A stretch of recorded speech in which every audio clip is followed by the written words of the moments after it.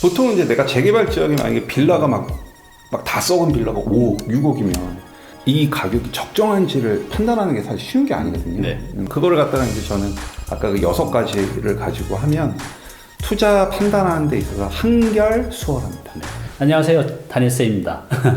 재개발 투자 관심 많으시죠? 우리 부동산 투자 상품들도 종류가 많이 있는데 재개발 관심 많이 있으실 거예요. 왜냐하면 어찌 보면 이제 적은 돈으로 내 아파트 한 채를 가질 수 있는 방법인데 이게 또 성공이 보장되지 않잖아요. 그래서 우리가 주의할 점도 많고 또 재개발을 잘못 투자하게 되면 이 기간의 손실도 볼 수 있고 해지가 될 수도 있잖아요. 그죠? 그렇죠. 네. 그런 여러 가지 위험도 있어요. 그래서 오늘은 우리가 재개발 투자를 할 때 여러분들이 눈높이에 맞춰서 무엇을 조심해야 되고 또 무엇을 체크해야 되는지 전문가를 모셨습니다.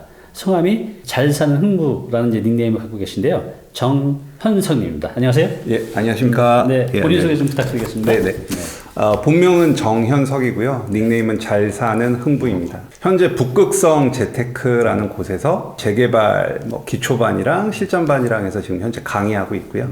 그 다음에 지난달에 담임선생님 좀 이따가 소개시켜 주시겠지만, 예, 지난달에 책을 한 권 출간을 해서 저자로도 활동하고 있습니다. 네, 반갑습니다. 그래요. 네.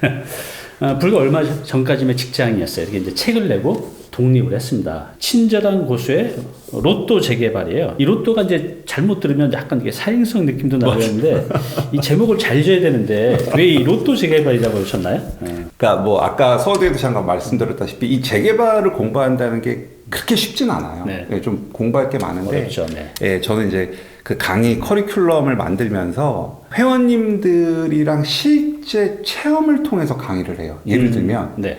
이제 수강생분들이랑 같이 정비 사업을 실제 합니다. 구역도 지정해 보고, 네. 그 재개발을 진행하기 위해서 같이 조합도 설립해 보고, 그 다음에 조합원 분양 신청도 해보고, 그다음에 동호수 추첨도 해보고 하는 실제 체험을 할 수 있는 그런 커리큘럼들이 다양하게 있는데, 실제 시뮬레이션 해보는군요. 예, 실제 다 행동을 하고 생각을 해서 하게끔 되어 있는데, 이제 아무래도 그러다 보니까 수강생분들이 이렇게 참여도가 높아야 되잖아요. 네. 그래서 제가 아이디어를 냈던 게 이제 로또가 한 장에 1,000원이니까, 네. 그거를 제가 수업하기 전에 이렇게 몇 장 사서 그래요. 참여도가 높은 분들께 선물로 드려요. 괜찮네요. 저도 이거 활용을 좀 해야겠는데. 1,000원으로 양 학사한테 관심 끌 수 있을 것 같아요. 그렇죠. 그래서 이제 그렇게 해서 이렇게 소문이 나다가 이 로또라는 거를 이제 좀 사실 사행성도 없지 않아 저도 고민은 했는데, 네. 그렇긴 하지만 또 다른 측면에서 봤을 때는 어떻게 보면 되게 꿈이고 희망이지 않습니까? 네, 그렇죠. 예. 그래서 제 강의는, 그러니까 로또 자체는 그냥 꽝이 될 확률이 높고, 네. 일회성으로 끝날 확률이 높지만, 이제 제 강의는 또 제 책은 네. 한번 잘 배워놓으시면은 평생, 그리고 대대손손 네. 로또 같은 효과를 드릴 수 있다라는 생각이 들어서 이렇게 해서 로또 재개발로 짓게 되었습니다. 그래요. 우리가 이제 흔히 재개발 투자를 이제 안전 마진이 있다고 이제 하잖아요. 네, 보통 그렇죠. 네. 흥부님께서는 이제 보상 마진이라는 것을 굉장히 중요하게 생각하시던데, 네. 이 보상 마진, 안전 마진 좀 비슷한 개념 같은데 이게 어떻게 다른 거죠? 일단 보상 마진이라는 개념 자체, 그 로직 자체는 다 제가 만들어낸 거고요. 그래요? 제가 이제 재개발 투자를 할 때 네. 가장 중요하게 생각하는 것 중에 하나가 보상 마진인데, 네. 사실 저도 예전에 혼자 투자를 할 때는 그냥 안전 마진이라는 단어를 썼었어요. 네. 근데 안전 마진, 재개발 투자할 때 보통 안전 마진을 갖고 한다 하니까, 근데 네. 아무리 생각해봐도 안전하진 않은 거예요. 그렇죠. 아무리 생각해봐도. 그렇죠. 네. 그러니까 내가 만약에 투자를 했는데 정말 안전하고 싶어. 그러면 정기예금에 넣거나, 네. 아니면 국공채에 투자하거나, 그러면은 안전하다고 할 수 있는데, 네. 재개발 같은 경우는 이제 가다가 사업이 진짜 엎어질 수도 있고, 그렇죠. 네. 아파트가 안 돼버릴 수도 있고, 네. 하는 그 리스크가 있는 상태에서 이거를 안전마진이라고 표현하는 거에 대해서 사실 개인적으로는 좀 거부감이 있었거든요. 그럼에도 불구하고 이제 다들 안전마진이라고 하니까 저도 안전마진이라고 했지만, 제가 이제 강의를 준비하고, 네.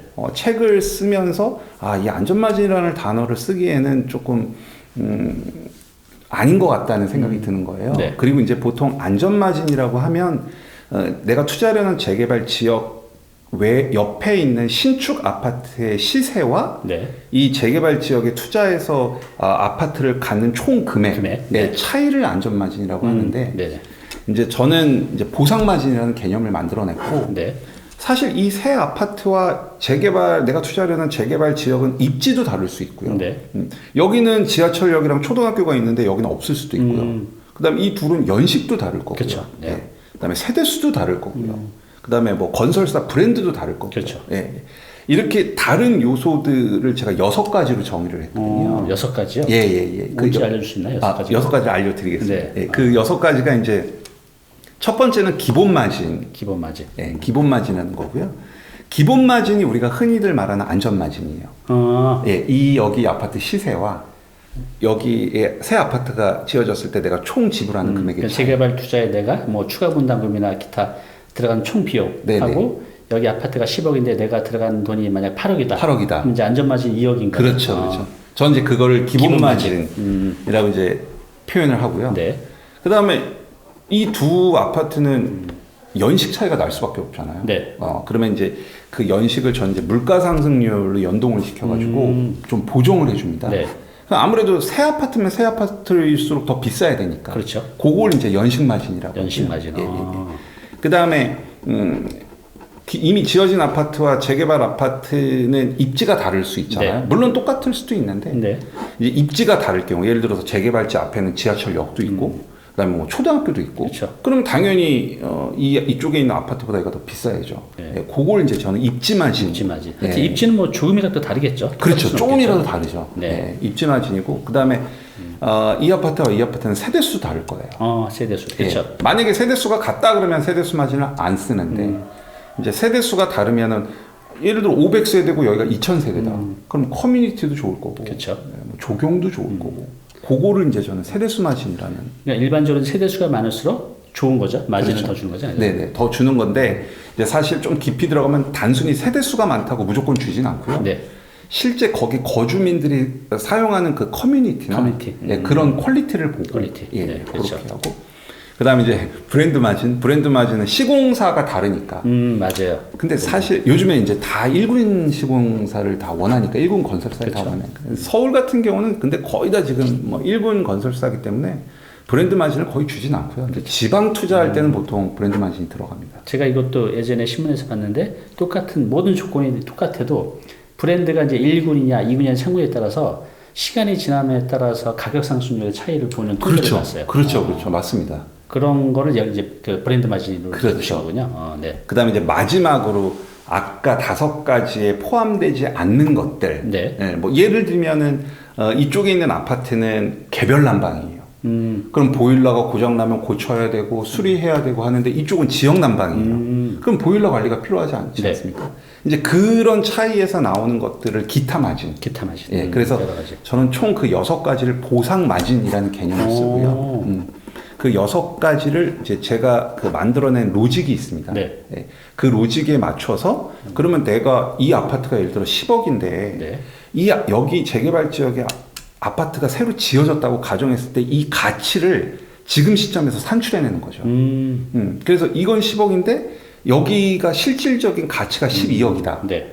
근데 아까 말한 내가 총 들어가는 비용은 8억이다. 네. 그럼 결과적으로 저는 4억의 마진을 확보하고 그러네요. 투자하게 되는 거죠. 그래서 저는 이 보상 마진의 크기를 정말 너무너무 중요하게 생각을 하고요. 특히 담임쌤도 겪어보셨겠지만 이 하락장을 제대로 한번 겪고 나면 이 트라우마가 남아요. 공포스럽죠. 네. 공포스럽고 다음 투자가 사실 안 됩니다. 맞아요.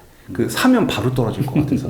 근데 저는 이 보상 마진, 왜냐하면 내가 투자하는 시점에 바로 어느 정도 수익이 확보되는지가 계산이 되니까 그래서 저는 이 보상 마진이라는 개념을 만들어냈고 이제 그 보상 마진 개념을 가지고 그 트라우마를 좀 극복할 수 있었습니다. 보통 우리가 재개발 투자하면 앞서 말씀하신 이제 기본 마진 정도, 인근의 아파트하고 내 재개발구에서 총 들어가는 투자 비용, 그래서 그 차이 정도만 보고 접근을 많이 하는데 네. 여기 그 외에 이제 연식 마진, 네. 입지 마진, 세대수 마진, 그다음에 브랜드 마진, 그리고 이제 나머지 기타 마진, 네. 이걸 이제 총합적으로 본다는 거잖아요. 네, 그러면 우리가 이제 이걸 볼 때 이 6가지 항목을 그 가중치도 좀 다를 것 같아요. 가중치 어떤 다르죠. 걸 점수를 더 주냐에 따라서 많이 점수가 달라지잖아요. 다 다르죠. 이 가중치가 어떻게 이거 해야 되나요? 이게 일률적으로 정의되나요? 아니요, 다 다릅니다. 구역마다 다르군요. 예, 다 다른. 그냥 뭐 예를 들면 연식 마진 같은 경우는 이제 보통 물가 상승률이 2% 후반대에서 3% 초반인데 네. 저 같은 경우는 연식 마진 같은 경우 연 1%, 1.5%, 2%. 왜냐하면 이제 투자는 좀 보수적으로 해야 되니까. 그렇죠. 맞아요. 네. 1%, 1.5%, 2% 세 개 중에 하나를 골라 쓰는데 뭐 예를 들면은 지금이 상승장이고 네. 그다음에 막 낡은 아파트가 밀집되어 있는 곳에 신축이 들어온다. 네. 그러면 되게 희소성이 있잖아요. 그리고 사람들이 더 거길 살고 싶어 할 거 아닙니까? 네. 그런 경우는 이제 연 2%를 쓰고요. 아니면 좀 이제 부동산 시장이 굉장히 안정돼 있거나 네. 아니면 이미 신축이 다 들어와 있는 상태에서 마지막 재개발 지역이다. 네. 그런 경우는 제가 연 1.0%를 쓰고 뭐 그런 차이가 있습니다. 그러게요. 그러니까 지금 말씀하신 이 보상마진 6개는 이제 일률적으로 똑같이 적용되는 게 아니라 아니죠. 이제 예. 지역의 이제 상황이나 이제 또 주위 여건에 따라서 가중치가 이제 달라질 수 있다는 네, 거죠. 가중치. 그래서 내가 기본 마진은 이제 50점인데 연식 마진이 10점이고 이렇게 얼마 점수에 따라서 이 마진, 이 보상 마진 전체 계산식이 많이 달라지겠네요. 그렇죠. 달라집니다. 그래요. 말씀 들어보니까 이런 거를 체크리스트를 해서 또 말씀하신 대로 이제 이런 정보를 입력해서 한다고 하면 그 재개발 투자할 때 리스크를 최소화할 수 있을 거라는 생각이 드네요. 그렇죠. 너무 좋은데요. 그렇죠. 네네. 그래서 일단은 보통은 이제 내가 재개발 지역에 만약에 빌라가 막 다 썩은 빌라가 5억, 6억이면 도대체 내가 그 5억짜리, 6억짜리 빌라를 이 가격이 적정한지를 판단하는 게 사실 쉬운 게 아니거든요. 네. 그거를 갖다가 이제 저는 아까 그 6가지를 가지고 하면 투자 판단하는 데 있어서 한결 수월합니다. 네. 그러니까 저희 이제 단위 TV에 계신 분들은 대부분 이제 4, 5, 60대가 많으세요. 네, 네. 그래서 이 나이 때는 한번 이렇게 손실을 보면 회복하는 게 참 힘들어요. 힘들죠. 네. 특히 이제 50 넘어서는 정말 너무너무 힘듭니다. 그래서 우리는 많이 버는 것도 중요하지만 이제 지키는 게 이제 가장 중요한데 네. 그러면 이제 우리가 이 재개발 투자할 때 이 보상 마진만 고려해서 투자를 해도 리스크를 상당히 줄일 수 있을 것 같은데요. 이거 말고 네. 또 좀 더 안전하게 또 우리가 주의해야 될 거, 또 체크해야 될 게 뭐가 있을까요? 일단 이 보상 마진이 있다는 거는 결과적으로 내가 아파트를 싸게 산다는 얘기고 그렇죠. 2억이 됐든 3억이 됐든 싸게 산다는 얘기인데 이게 그냥 투자자들한테 주어지는 건 아니고요. 이 마진에 대한 그러니까 대가는 분명히 있는데 그렇겠죠. 예, 네. 그게 조금 어려운 얘기인데 저는 그걸 사업 리스크라는 표현을 썼고요. 사업 리스크. 사업 리스크가 결과적으로는 그 재개발 지역에 있는 빌라나 뭐 단독 다가구가 아파트가 되지 않을 리스크죠. 네. 사업이 중단될 리스크. 네. 아니면은 내가 생각했던 아파트가 다 지어지는 시점보다 더 늦어질 리스크. 네. 그다음에 내가 총 지불하는 금액이 뭐 8억이라고 생각했는데 나중에 알고 보니까 그게 9억도 될 수 있고 10억도 될 수 있지 않습니까?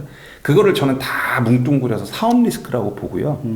그 사업 리스크를 진단하는 거는 네. 이제 보통 재개발 같은 경우는 이렇게 절차에 의해서 진행이 되는데 네. 그 사업 절차마다 진단해야 되는 사업 리스크는 다 다르죠. 그러겠죠. 네, 다 다릅니다. 네.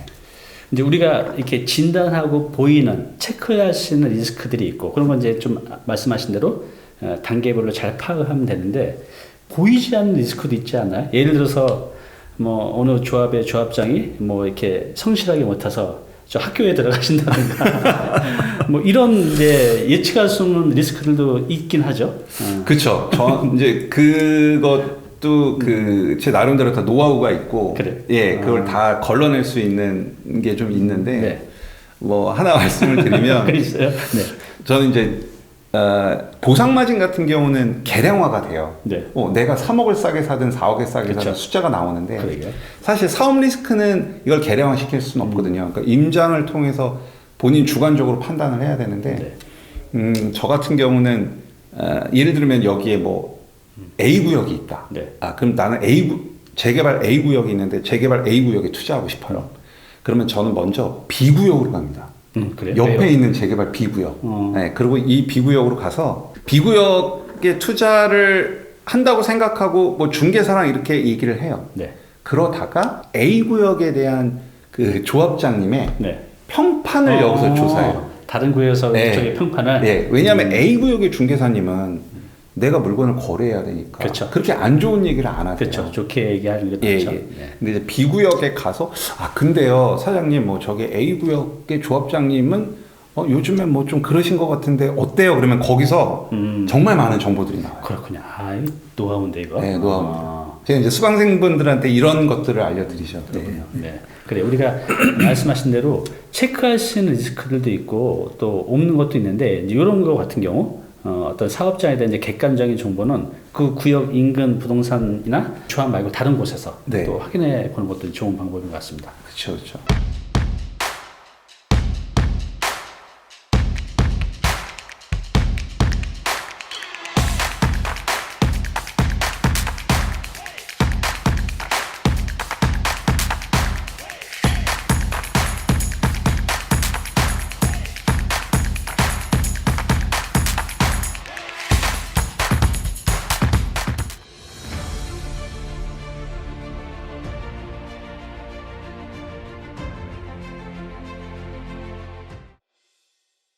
네, 오늘 정보 도움이 좀 되셨나요? 앞으로 이런 정보 계속 받아보실 분은요, 여기 구독 부탁드리고요. 그 다음에 오른쪽은 제가 추천한 영상입니다. 꼭 한번 보시기 바랍니다.